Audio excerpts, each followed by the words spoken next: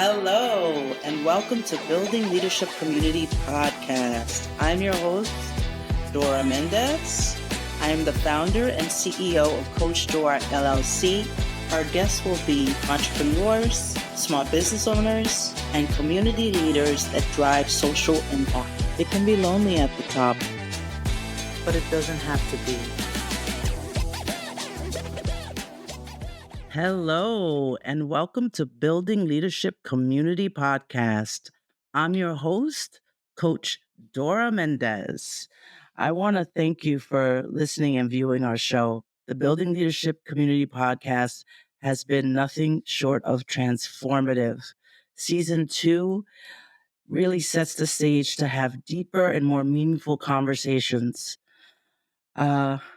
Again, thank you to all our listeners and viewers. And if you're new to our podcast, don't forget to hit that subscribe button and that little bell so that you could learn about when new episodes are posted.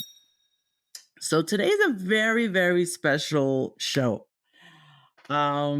Since launching Building Leadership Community podcast, as a champion of inclusion, leadership, growth, and connection. At its very core, we're fostering authentic leadership and encouraging and empowering professionals to build stronger, more engaged communities. Every episode dives into strategies, insights, and personal stories that help leaders navigate their leadership journey with confidence and purpose. So today's show is a little bit different. Our guest today is a raffle winner. This year I turned 50. I wrote a lot about it. We had a big 1980s theme birthday party, and we had raffles and prizes. And today's guest, for full transparency and disclosure, was the raffle winner. And it happens to be my aunt, Carmen Mejia. So there were lots of witnesses. This is not nepotism, but if you want to think of it as maybe a divine intervention, because it turns out my aunt, my tia, Carmen Mejia, is relaunching and re-engaging her own small business, Carmen's Culture Mix. So it might be a bit of fate that I pulled her name from the raffle because this is a great platform to share all the wonderful things that she's done. So I'm going to read to all of you a little bit about my tia, partly because I don't want to get emotional. And also because I know that she's a little bit nervous about being on the stage. So I'm going to read a little bit about my lovely tia, and then we'll bring her onto the stage. So as part of the totally awesome celebration of my 50th birthday with our 1980s party theme, we held a special guest raffle. The lucky winner of our 1980s birthday bash guest raffle was Carmen Mejia. Full transparency, Carmen is my aunt and my mother's sister. No nepotism. Here it was a live raffle, lots of witnesses, and maybe some divine intervention. If you believe in that sort of thing, and she's relaunching her business, Carmen Culture Mix. For those tuning in, Carmen is a dedicated professional in health and wellness, bringing incredible expertise in movement, recreation, and community engagement. Her decades of work empowering individuals mentally, physically, and spiritually through dance, wellness programs, and community outreach is truly inspiring. From leading vibrant cultural movement classes to her impactful work in healthcare settings, Carmen's commitment to well being is remarkable. Her work includes developing and leading cultural dance and fitness classes such as Latin and African movement and Katia dance, as well as managing wellness initiatives and outreach programs. Recognized for her contributions, she's received a citation from Nassau County, here in New York, Long Island, Nassau County Human Rights Commission for her dedication to the community. As a certified Zumba instructor and consultant, Carmen has collaborated with libraries, sports foundations, and organizations to promote holistic wellness. With extensive experience in assisted living and healthcare centers, Carmen has overseen activity programs for seniors and individuals with dementia, ensuring engagement and enrichment through therapeutic recreation. Her leadership roles in various institutions have allowed her to foster growth, safety, and wellness among diverse populations. Carmen holds a degree in psychology with a minor in dance and has pursued advanced training in movement, fitness, and expressive arts. Through her work, she continues to inspire communities to embrace healing, empowerment, and personal transformation. Carmen, we're thrilled to have you be part of the birthday celebration and as well as being the raffle winner. We hope you enjoy the prize. Again, welcome to the stage, Carmen Mejia. Thank you, Dora. Hi, Tia. Thank you, my lovely niece, who has contributed to me so much in my life as well. Thank you. I'm so happy to be here. And We're happy to have you. Congratulations. You're the yes, raffle winner. I do believe in And miracles. so I think that's part of it, right? As you may have heard in the intro, I know you're relaunching and re-engaging Carmen's Culture Mix. So this might have been like some divine intervention to help give you a platform to share your message. And we're going to start with our first conversation prompt. We ask all our guests to share a little bit about their leadership journey and their career trajectory. Yes, well, my career has started with me very young. Uh, with the YMCA in New York City, Police Athletic League, I traveled right after working with the Jewish Nursing Hospital to North Carolina, uh, and had my 15 minutes of fame over there with the African American Dance Ensemble. And I also worked a government job in North Carolina at Butner, the, the Alcohol and Drug Treatment Center. And following that, travel a little bit more. I lived in Maryland and worked in Virginia at the Fountains of Washington Heights. And these places had leaders that became my role models. Rick Strickland, Dennis De Rosario, Rosemary, and they really were people who encouraged me to embrace who I was, that they wanted more of me. And believe it or not, I suffered culture shock. You weren't born then. Coming to this country in 1961, and became very shy and introvert. So it's not a coincidence that I am a living testimony of the work that I do, because right now I am really focusing Carmen's cultural mix, transforming it to the healing arts, specifically with dance worship. And it's interesting because it's very spiritual, and it's my way of giving to the community. And when I give to the community, I give to myself. It's wonderful. I My leadership, all these people that have been in my life, in my career, has really taught me that leadership doesn't necessarily have to look a certain way. With you at the front speaking, anywhere in the room that you stand, you are a leader. And it's based on your character, what you contribute to others, and most of all, your listening, and your kindness. I really like what you had to say there about how leadership looks different in different ways. And I think you're one of the few people who lifted up how listening is a very important part of leadership. And I think I just want to share with our listeners and viewers that I remember visiting you in North Carolina when I was a teenager. For those of you watching, you're not.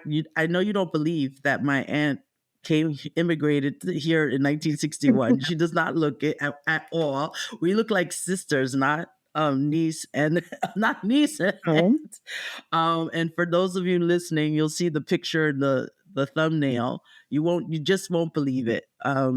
You just have that youthful spirit, and maybe it's because of all the dancing that you do that keeps you so youthful. I think can you share a little bit more about how about dance therapy and recreational therapy?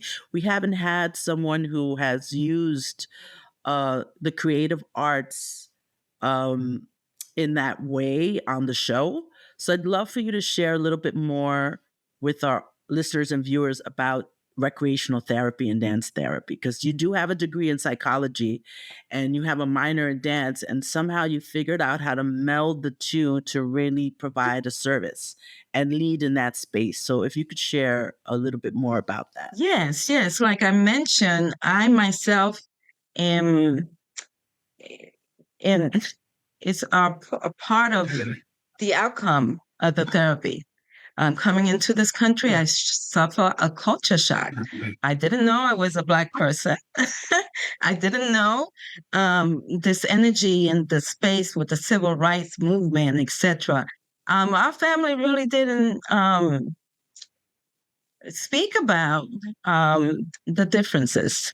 We I realized later that we really focused on what we had in common in any community. So I didn't know as a child many things, and they scared me. I became very introverted and didn't speak. People didn't know that I wasn't speaking, not because I didn't know because I didn't know the language.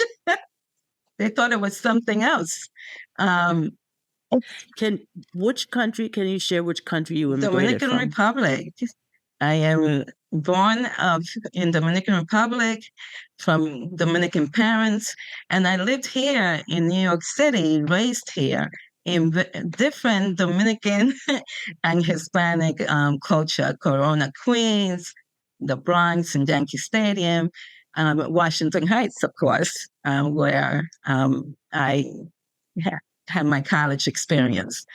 And but so suffering that and my parents being so strict, they really just allow me to go to positive things in the community, and I took advantage of that. So daughters are married to um, in high school of art and design there was martial arts, and in my neighborhood there was a school, and I was able to go to that. I was able to join dance competitions, anything. Yeah, and you're a black Yes, belt, taekwondo. right? In which discipline? Taekwondo, that's right. You're a Yes. black belt. I remember as a kid just like, wow, my aunt is like this Mhm. incredible like badass, But you really. name it. Like you were a black belt, you were performing all over the places. We would see you in shows. It I was really actually incredible. danced with Tito Puente and Celia Cruz. I have wonderful experience, and all those experiences have to do with the arts and recreation, and they they actually heal me, and I found my voice. And that's why I share what I share, because everyone has the power to heal their own self. And we just don't know most of the time. So as we communicate and we guide and we listen, which is the key of helping people, doing reflective listening, helping people hear themselves and figure out their own self through arts. Movement is incredible because it has its own holistic happiness with the endorphins kicking in your body. If you could find that the earliest, it would prevent you from even other addictions that you could get involved in. So you could have a natural high, as I see it. So all those things are incredible. Most of all, um, there's a meditation aspect of it because even though you're moving, you're expressing yourself, and you're leaving all those negative thoughts, everything that worries you, it's out, it's clear. And as you meditate and clear your head, whether it's movement or not, it could be art, poetry. Um, it's different for different people what you gravitate to. For me, I could never. I just kept introducing myself to new arts, and it was wonderful. Um, Most of all, in that place of healing and meditation, you find your inner voice, and you become clearer about yourself and your intuitions, and lo and behold, um, you you learn that giving and receiving are the same. Is Thank you for sharing that. I really want to lift up what you said about sort of the natural high from movement and dancing, and how that's a a substitute or a replacement for sort of the negative addictions. Um, and so, I mean, I think that speaks to how you know how recreational therapy and movement therapy really supports people. You've worked with different populations. I know you worked with uh addiction, the population addiction. You worked with in the older adults and senior centers, and those having dementia. You've worked with people with intellectual disabilities, and you listen and you help sort of bring out the power that they have in their own bodies right. through movement. So Yes. it's Thank very you. I special. also work with Senahia, with adults with disabilities, and that was very powerful. We actually did a presentation of using the Manhattan Neighborhood Network and doing a whole show and film, with art and dancing in Central Park, and they just loved it. That's wonderful. And so you have so you've led through recreational therapy, and I love this whole you give and you receive. Um, because leadership is all about collaboration. I also really appreciate it and want to lift up the immigrant experience, and how that shaped and formed your leadership, and your career path. So if you could, I think you shared it here, but if you could, give one piece of advice to the next generation of leaders, uh, what would that be? Oh, it would be to really continue. This generation, particularly, I find does have a voice. They are proud and they speaking to continue to assert themselves. It could be softened up a little bit, a little less aggressive, with more assertiveness, remembering um, that yes, their voice is important, and so is their intuition, and in continuing to follow their voice, to continue to educate themselves, whether they're Googling or researching or going to the university. It's very important to continue to educate themselves on them who they are with their mental health, fitness, and wellness. It's everything. The field of recreation, I actually had a divine message sent to me with the name itself, recreation, when you slow it down, recreation to recreate, and there's a spiritual scripture that says, recreate your mind. And that's why we're here. Anything that would stop us is really us in our own mind. There's something to that. There's nothing to fear but fear itself. And that's us. So the more we get involved with listening to our intuition, calming down, meditating, letting our own self be heard, and educating ourselves, and remembering that each time you help yourself, you are helping another person. Give permission for other people to be themselves, freedom. I think Nelson Mandela said something in that effect. Um, when you give permission for others to be themselves, it's just wonderful. So the next generation should be themselves, and just continue with positive energy and education and kindness always, as they live in our community. That's wonderful. Authenticity is a superpower, is a tagline we say here in the Building Leadership Community podcast, and it's part of the Coach Dora mission. So thank you so much for being here. I'm so glad you won the raffle. Well, And I would love for you to share with our listeners and viewers a little bit more of how they can learn more about you and from you, and how they can connect with you and learn more about Carmen's yes, Culture Mix. yes. Carmen's cultural mix. And before I even go there, I have to say I do believe in miracles. So like the way I got in this show is incredible.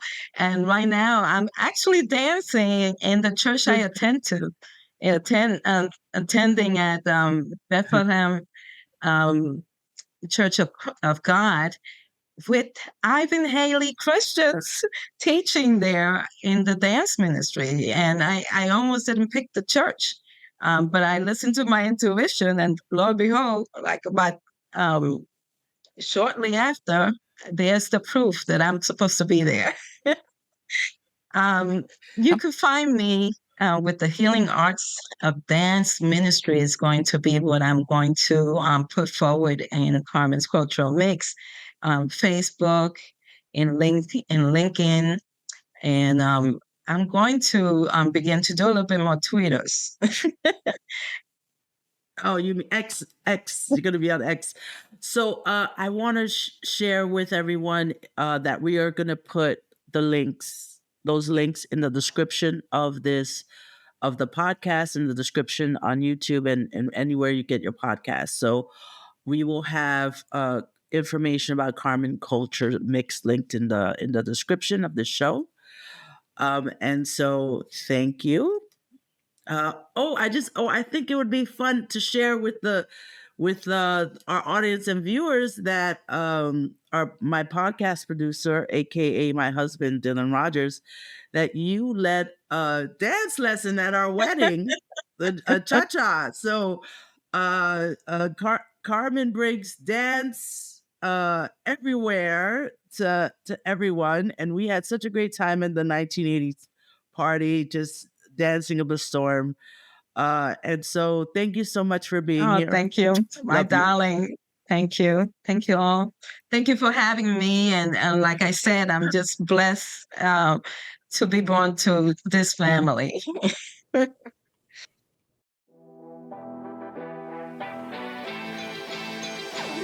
You've been listening to Building Leadership Community. Watch on YouTube at Coach Dora and listen wherever you get your podcasts. Follow me on LinkedIn, Instagram, and YouTube at Coach Dora and visit me on the web at CoachDoraMendez.com. Hosted by me, Dora Mendez. Produced by Dora Mendez and Dylan Rogers. Graphics, editing, and sound mixing by Dylan Rogers.